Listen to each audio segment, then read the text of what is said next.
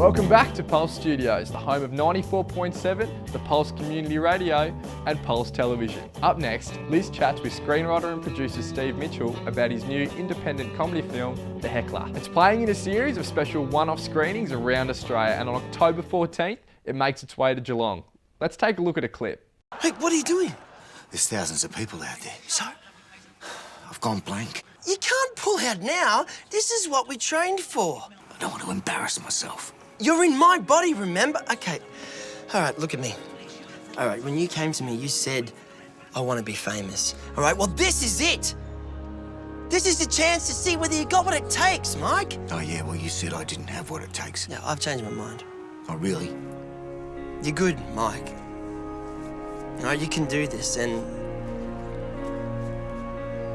I believe in you. No one's ever said that to me before. So you do it?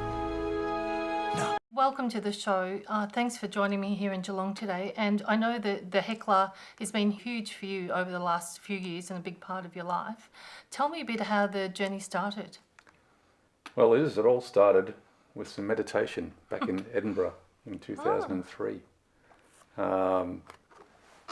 Because the film, I don't know if you know this, the film's based on fact. So even though it's a body swap film set in the world of stand-up comedy, the idea for the film was based on an experience I actually had where I was meditating, listening to a guided meditation, and the batteries failed in the Walkman I was using halfway through. So I got up off the bed and started walking around. I felt really weird, like I was out of sync with my own body. Yeah.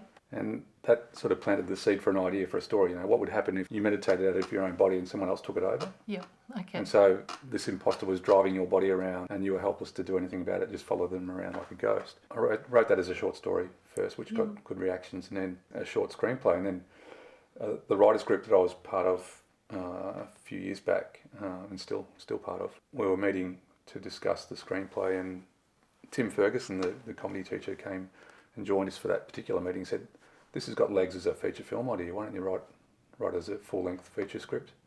So I thought, yeah, why not, I'll do that. And developed that for a couple of years to the stage where it was pretty solid, and a director friend of mine, Ben Plaza, was wanting to shoot his first feature.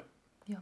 This is late 2012. We had an opportunity, like January 2013, there was some gear available at no upfront cost to us, because Ben was working at a gear high place at the time, and the actors we wanted to get were all available at that time, so we thought, why not, let's just jump in and do it, you know.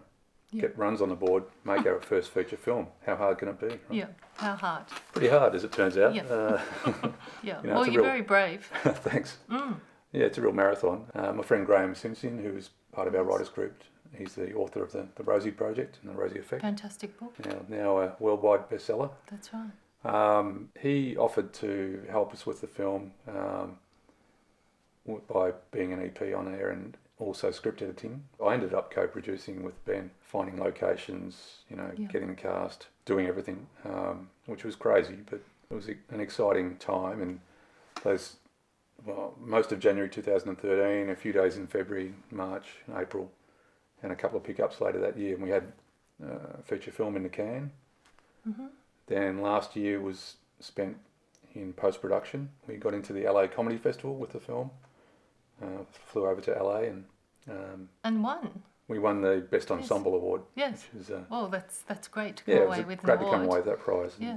And just recently we've started a series of special event screenings around the country. Just one-off screenings with a bit of stand-up comedy introduction. Like 3 comedians will Which get up. Is one that I went to.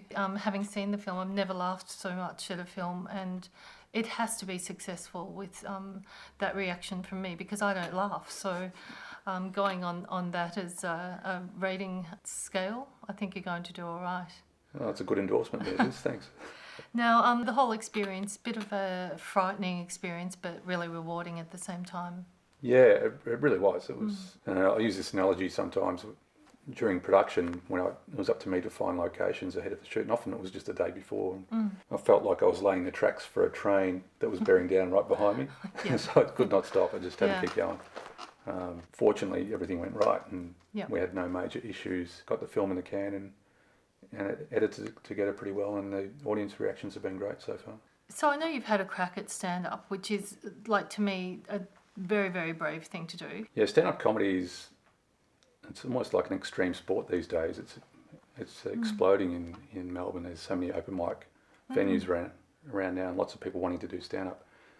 But it's terrifying, it really is. And, you know, I got into it early on. I was trying stand-up just here and there a little bit early on. And I thought, I better test these out to make sure they actually stand up, because they've got to be half decent to make the character believable as a stand-up comedian. So I've started doing stand-up a bit more regularly and started to enjoy it. But during the comedy festival in 2013, I was doing a show with 4 other comedians, and I was emceeing one night, and I went out on stage, and I'd been working on 6 new gags to start just that day, which is stupid, because it takes a long time to refine your material to deliver it with confidence. And I got halfway through the opening, I went blank in front of the audience. It was one of those Hitchcock moments where the room just sort of telescopes back and time slows down. I thought, oh no, I don't know what I'm going to say now. You know, I had to rush off stage. I said, I'll be back in a sec, just a technical problem I have to fix. I went backstage, the other guy said, just do your normal routine, go on, just do it. And I gathered myself and I went back out and got away with it. But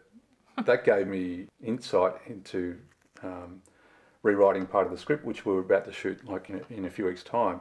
Yeah. So that moment became a scene in the film, which plays really well now, and it was a huge improvement, born out of, again, a real life event that was a happy accident. You know, it was horrible for me to experience at the time, but the result meant it improved the script in that key crucial moment of the film. So tell us about the way you're distributing the film and what's involved there, and whereabouts it's going to be shown around Australia. Well, it's a small film. You know, it doesn't have any major names like Russell Crowe to interest local distributors who are risk averse. They don't want to take a punt on a small indie comedy like ours. But there's this new platform that's launched in Australia this year called Tug. They effectively become your distributor and will book in the film in the cinemas that you want a screening. Just one-off screenings around the place. It's been 80% full, so great vibe and lots of laughs. It's awesome, isn't it? And I it makes a suppose big with difference to social comedy. media now, you've got an opportunity where you can get the word out amongst friends. You know, I saw, and it's going to the Gold Coast, and and here in Geelong, people can spread the word, and a bit of word of mouth. Yeah. The difference with a film using the Tug platform is that we need people to pre-book their tickets online. Tickets aren't available at the box office. And you can nominate a screening. Anyone can put their hand up and say, I want that film to screen at my local cinema. And they, in effect, become the promoter for that screening. So it's up to them to spread word of mouth, to generate some early ticket sales. Okay. But in return, they'll get 5% of the box office. People can see the Hollywood blockbusters anytime they want, but with event screenings like this, when you've got some stand-up beforehand, it's just a bit of a fun night out, just a one-off, so we concentrate the audience into one time slot. You obviously haven't been scared off the film industry. Are you working on anything else? What are we looking forward to next? I do have other projects, but for the time being, I'm the marketing department for the Heckler, even though I'm naturally a writer. With an indie film like this, it's all hands to the wheel, and we've got this window of opportunity in October where we've got to make a big song and dance about the film to make sure the screenings are well attended ahead of the online and DVD release. Where can people find more information if they want to book tickets to the Heckler? Yeah, it's all online, and the trailer's up there too. If people go to thehecklermovie.com, Yes. that has links to the booking side of things where all the screenings are listed on Tug. Yep. And our Facebook page has clips and funny pictures, and people can engage, like the page and engage, and we'll have some special promotions up on there as well. But thehecklermovie.com is probably the best starting point. Great. Well, thanks for joining us. It's a real pleasure to have you here. Thanks, Liz.